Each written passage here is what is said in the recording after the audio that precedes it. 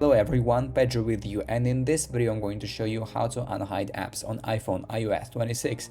So actually it is very easy. First of all, in my case I hid the app called Google Drive, and to unhide this app all I have to do is in the home screen I need to swipe to the left until I will see app library, and here I have some folders, and if you scroll down right to the bottom you will see the hidden folder. So if you click on this folder it will require Face ID and you will see this Google Drive application that is hidden, and now you need to just hold for a while on this app, click on the don't require Face ID.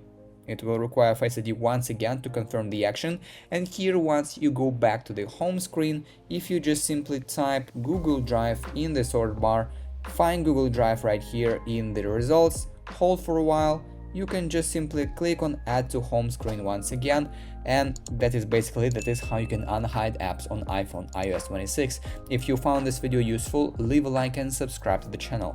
Thank you.